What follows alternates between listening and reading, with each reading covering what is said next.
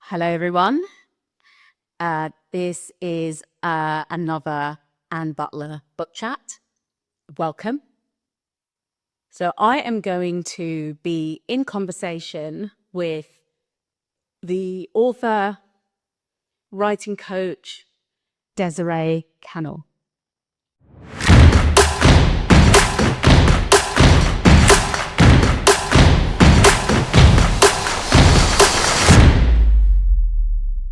Yes, so welcome to this chat. Welcome everyone who's joined us. So good to see you all here.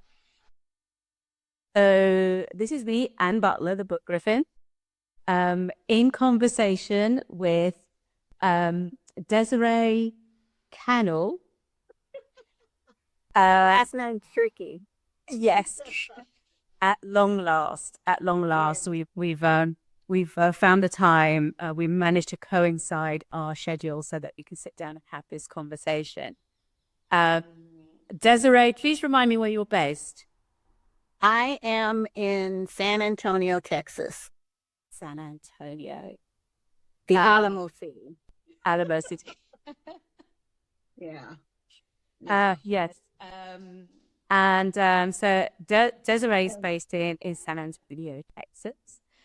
And as many of you will know, I'm based in London or just outside London. And so I had the pleasure of reading one of Desiree's novels back at the beginning of this year.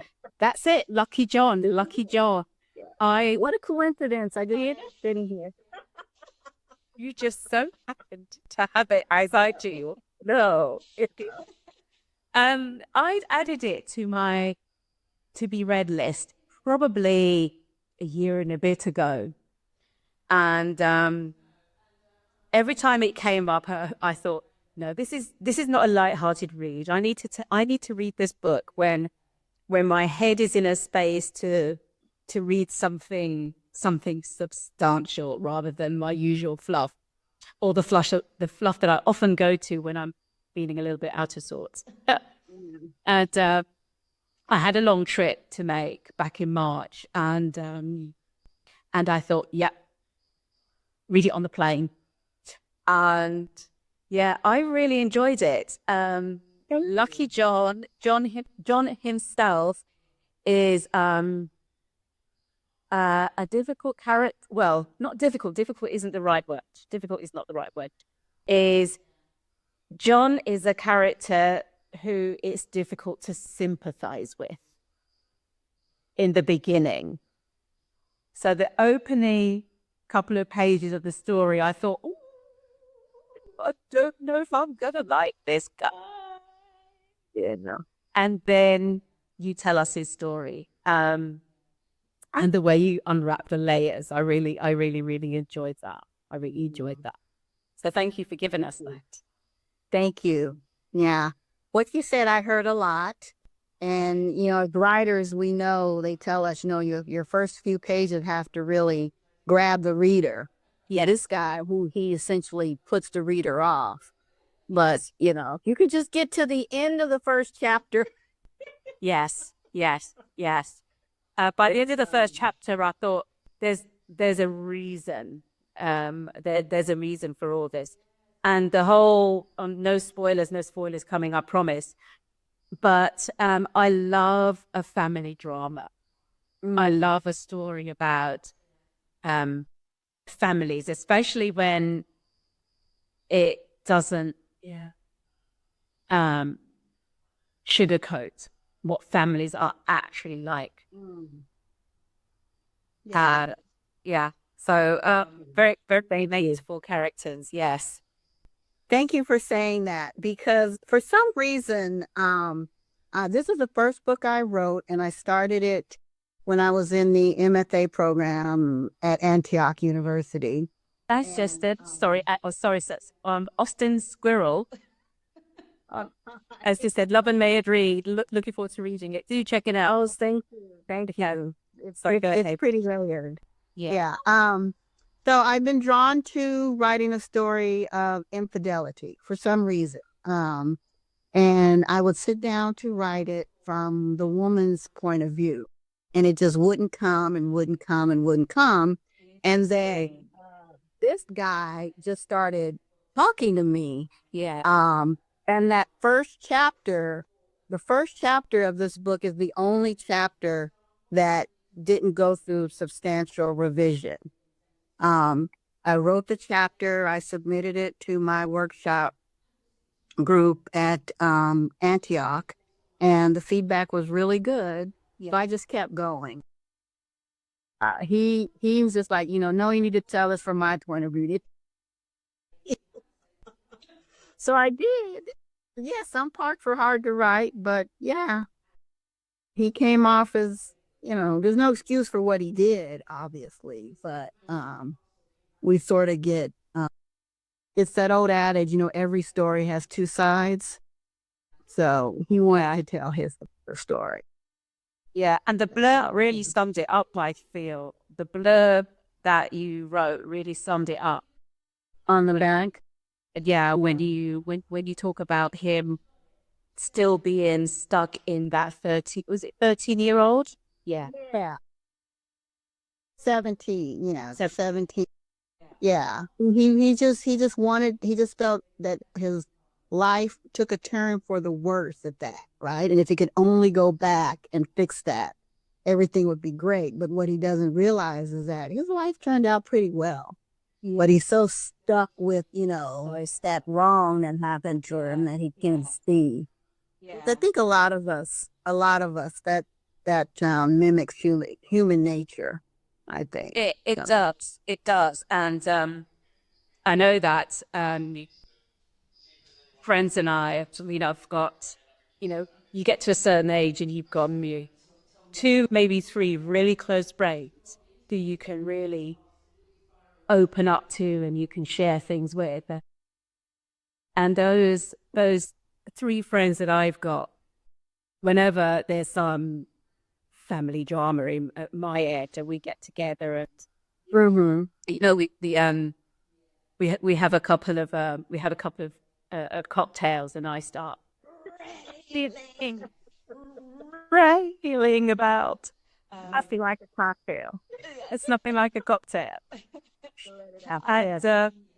And we always end up with, but look at where we all are. Yeah, let's not forget where we are. Mm-hmm. We are at, we've got fewer years to come than we have already lived. Yes. Yeah. And let's not let the bad parts of those lived years sour the few years that we have left. Yes, that's really good advice. Yeah, I like that. I've gotten in the habit of I don't write a gratitude journal, but I consciously think of three things that I'm grateful for. At the beginning of the day or the end of the day, and not big things like I'm grateful I have a home, just little things like I'm grateful for meeting you. Thank you. Likewise.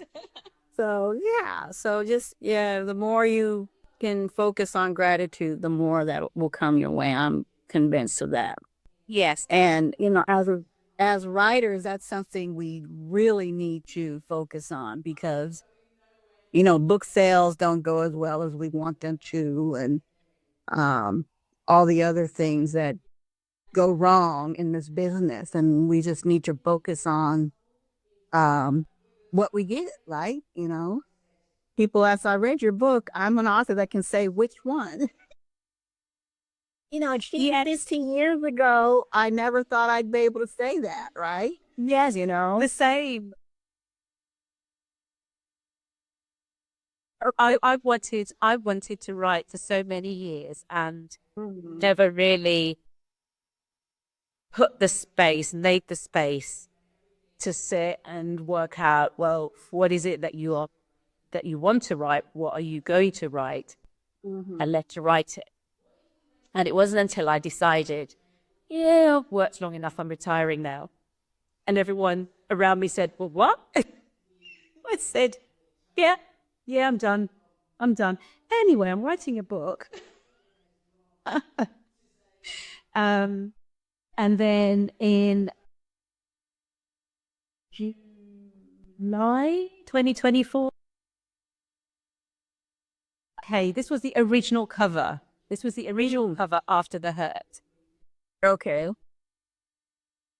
And it's what I wanted to write. My first book was always going to be a romance because I read a lot of romance. I love romance. I love a nice tropey romantic novel with a lot of angst and, you know, the twins and, you know, no one knows that they're twins and, you know, there's a good twin and a bad twin. And the good twin doesn't know that the bad twin is the bad and doesn't know why everyone hates her. Oh, yeah. Yeah, Is that the premise of that book? no, Your first book? Oh. no, not twins, but mine is an office romance. So I wanted to write a book. I wanted to write a romance about big people, grown-ups, you know, people who actually lived. And I mean, they're not there yet because they're only in their 30s. They're in their late 30s. But I did want to write a book about a woman who's 22 and the guy who's 30. I wanted them both to be in their 30s. I wanted them to both have professional careers, and I wanted them to be quite successful. So I wanted the I wanted them to be self-sufficient economically, but not necessarily emotionally. And that was where they were going to somehow them be together. That was a payoff of them being together. Because I was really trying to appeal, to be perfectly honest, to the US market, and a lot of the US romances, black romances that I had seen, kind of has this look, and didn't really appreciate in my naivete that you've written a very British romance. Is it set in the UK? It's set in London.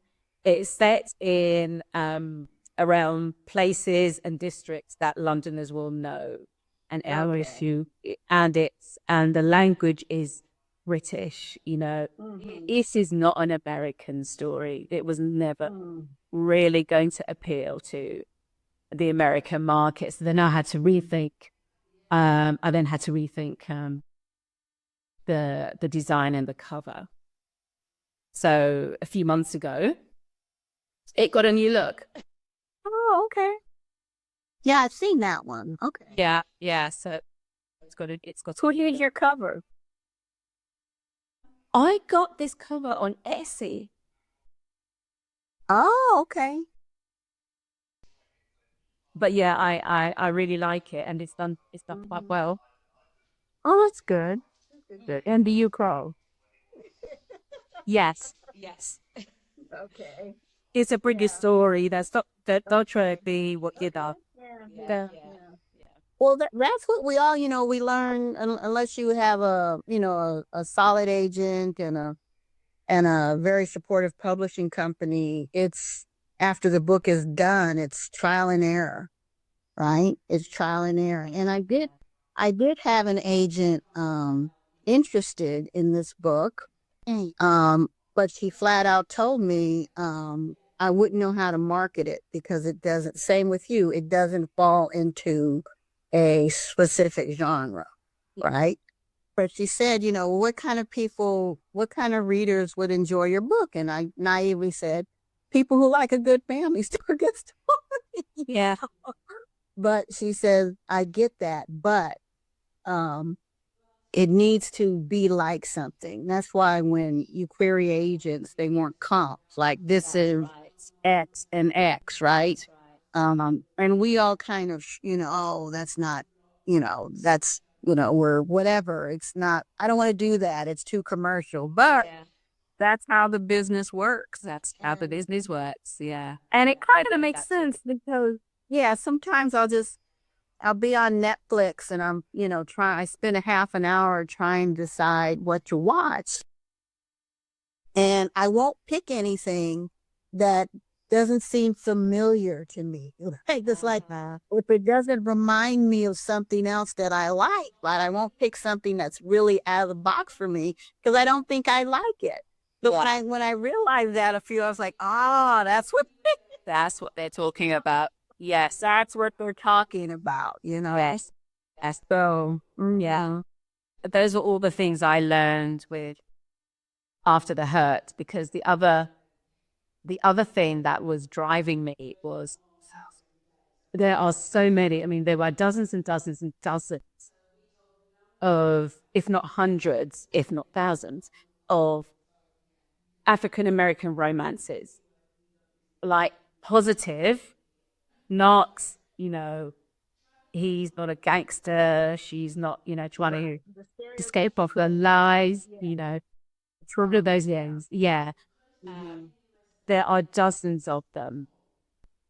And I thought, I cannot find the equivalent British story, Black British romances. And I sort of made posts about it. I even did a podcast episode about it. And I said, if they are there, show me where they are, because I cannot find them.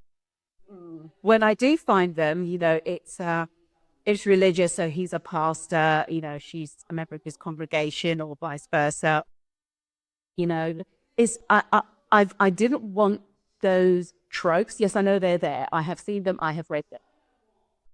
But just like in the American market, where are the ones that, it's not talking about the dysphoria. It's not talking about windrush. I don't know if that term is familiar to use. A windrush is, here in the UK, people talk about the windrush generation.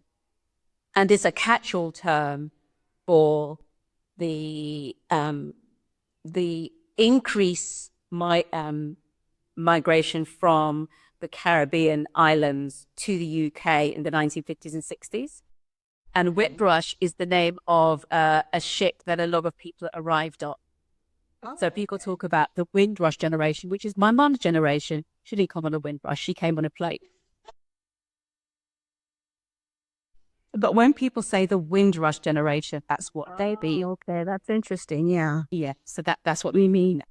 There have been Black people in the UK for centuries, but there was a significant increase after the Second World War, and then for our 50s onwards.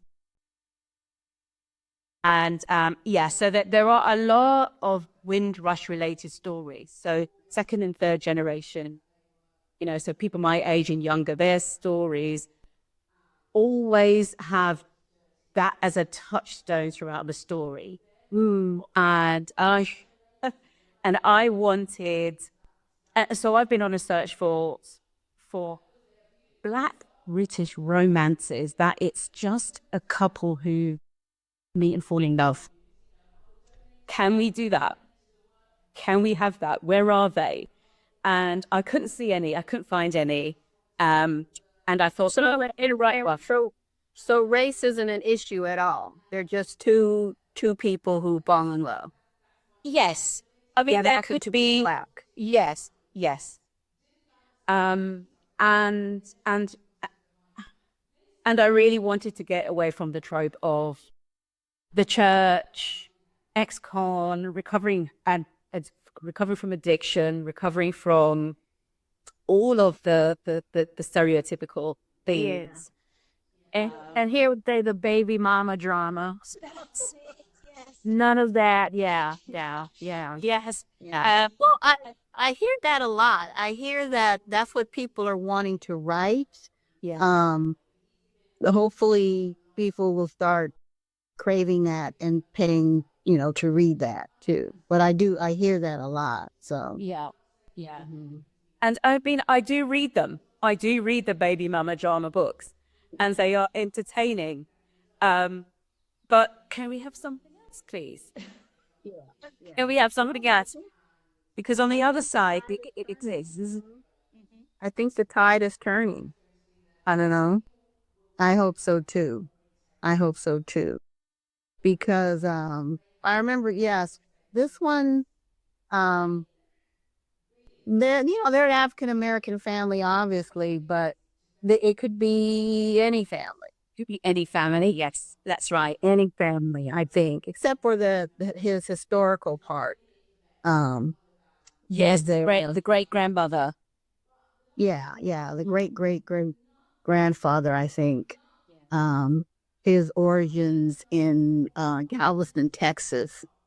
The original Juneteenth, where Lincoln signed the Emancipation Proclamation in 1863, but they didn't hear about it until 2 years later in 1865. Yeah. So that's the Juneteenth celebration that we still. It's a national holiday, actually. Finally. So tell me about the Lady Bennets. Oh, the Delaney Bennett's. It's a book. Is a African American version of Jane Austen's Pride and Prejudice. And so this book, well, first let me back up with this book. This book has a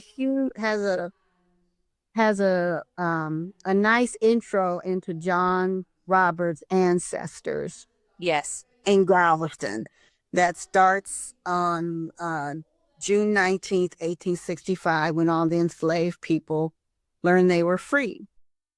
And I've always, my second book was supposed to be a prequel to this one, historical fiction telling that story.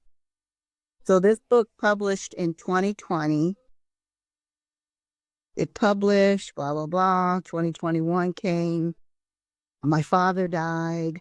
And then we were in lockdown. I remember? Yeah, pandemic lockdown. So I could not turn myself to this book. I just couldn't. Two shows going on. Yeah. I was going through my files and all my old stories, and I saw the beginnings of this one. I want to write a black version of Friday. That's it. Okay. So I said, I'll write that. So this was my pandemic. I need a break book. Right. So I kept the name. So this is Professor Elizabeth Bennett, and this is Dr. Darcy. So I kept the characters' names, which I thought was a lot of fun. And I did that because coming up with characters' names is the hardest thing for me to do. So I'm like, I'll just keep the name.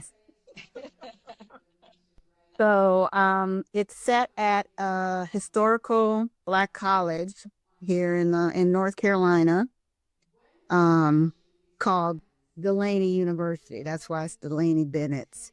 And it's set in 1990. And the issue is that in 1999, at that time, hip hop was still considered the devil's music, and it didn't, and, even there were black congressmen who wanted to outlaw it and censor it and everything. And so, but she's one of the only professors that has a class on hip hop studies, right? And he, as the black elite, just thinks it's just horrible that she does that. So that's the issue between, like, so yeah, he has prejudice. She's really proud of what he does, and he has a little prejudice against. Okay.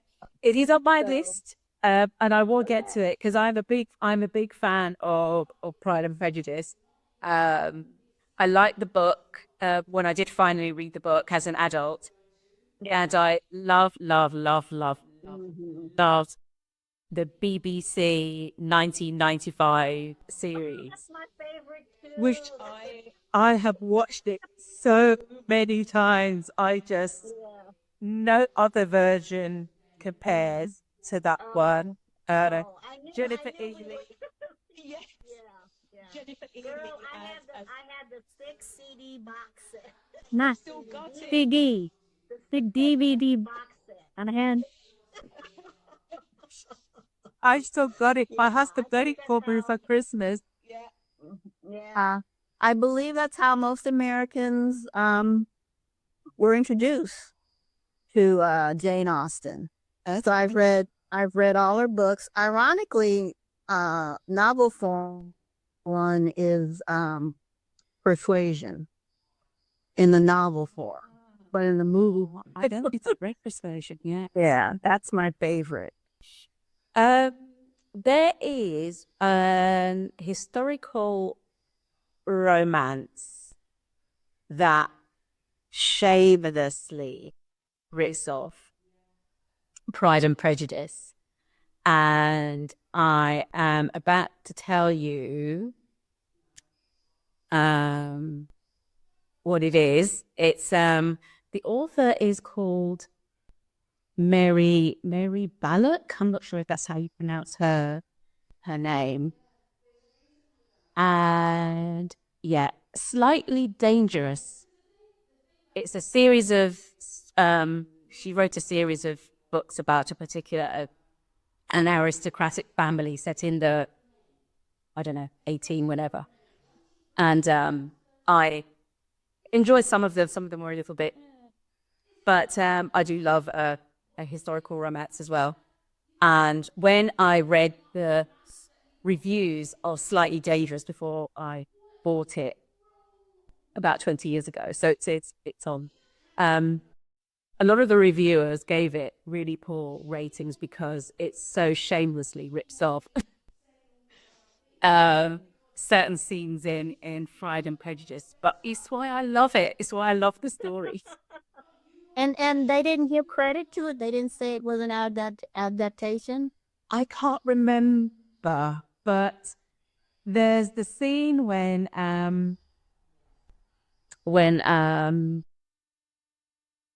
my brain is when he proposes to Elizabeth, but it's begrudging, and he says, "Oh, you're not my, you're so beneath me in station, and oh, I know I could do better, but I just can't help myself. I want you, and I suppose I'm gonna propose to you, blah blah blah blah blah blah." He's spot on, yeah. And Mary Ballock has a scene like this. It's slightly dangerous.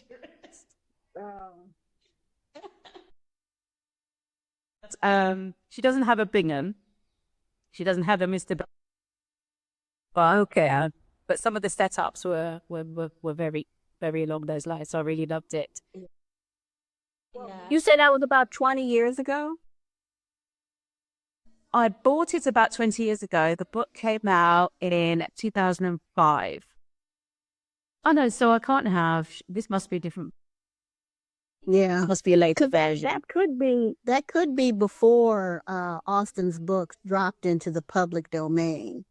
Because I think they dropped into the public domain about 2006 or 8, I think. Oh, 7 or 8. And that's when all the adaptations came out. I think the first one was, well, one of the first that I remember seeing in the bookstore was Pride and Prejudice and Zombies. And I was Pride and Prejudice Zombies. I need to watch that, but I can't. I'd have to wait till my husband's out. I was quite put out. Well, you very good out.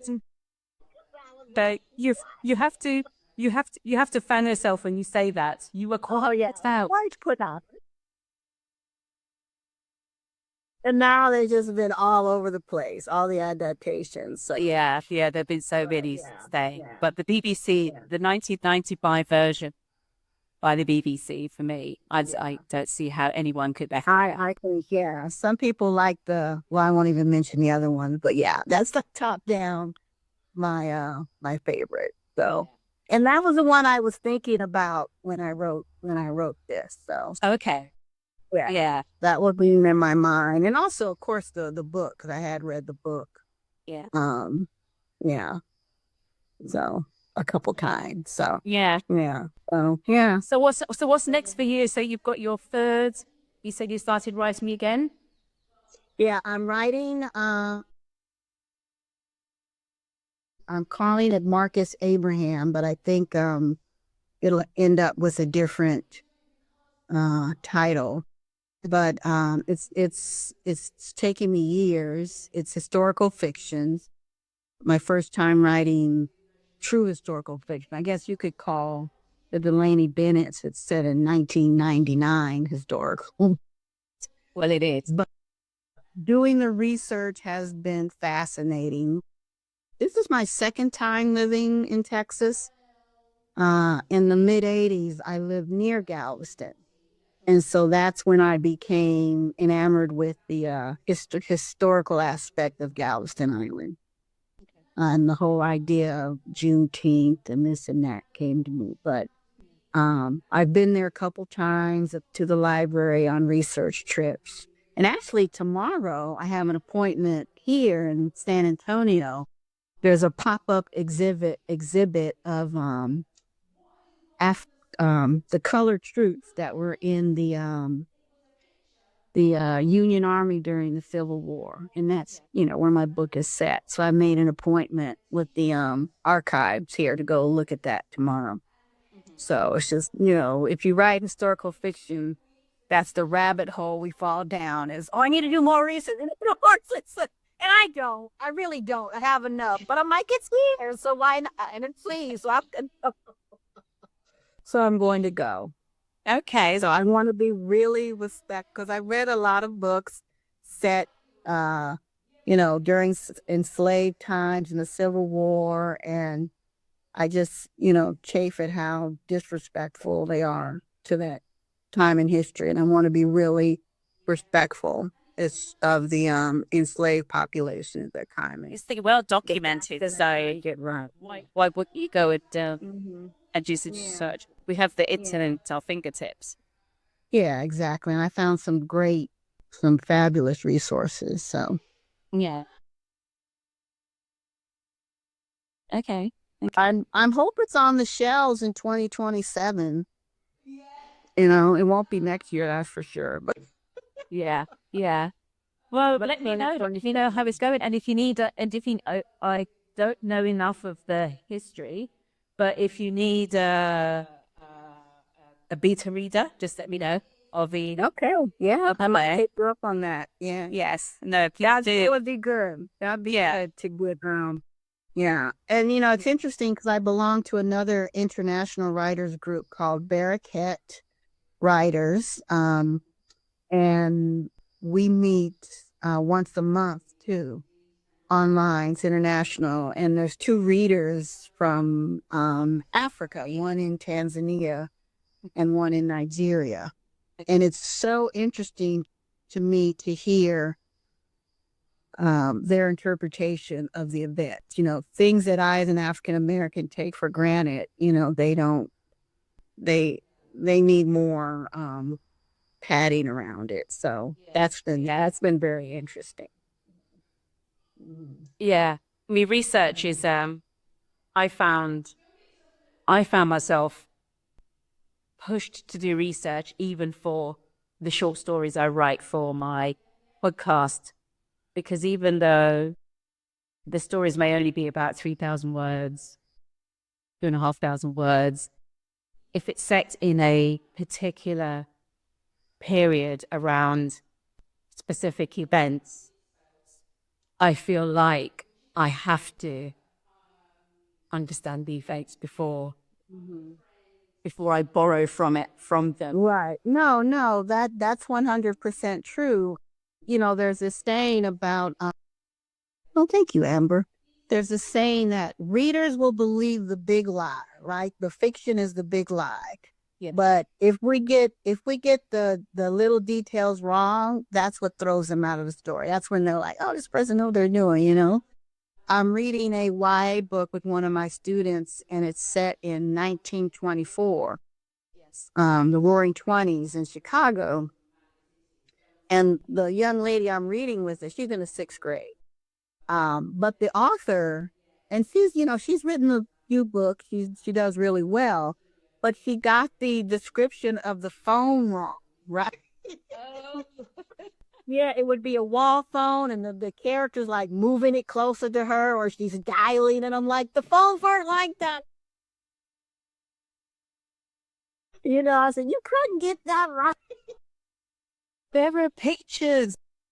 Yeah, the phones weren't like that back then, and nobody. Yeah, so oh gosh, but my student, she doesn't care. I mean, which is great, and I didn't say anything to her. I didn't want to spoil it for her, but I'm just like, she got. So yeah, we want to, and the research that you do is great because you want to get the little details right. Yeah. Yeah. Mm-hmm. Mm-hmm. Right. Yeah. So you guys all ready for Christmas over there? Uh, Not quite. We have a tradition in our home that and my husband's birthday is the 10th of December, so tomorrow. So we have a tradition that we put the tree up on his birthday. Oh, that's Any time before that is is just poor behavior, if you ask me.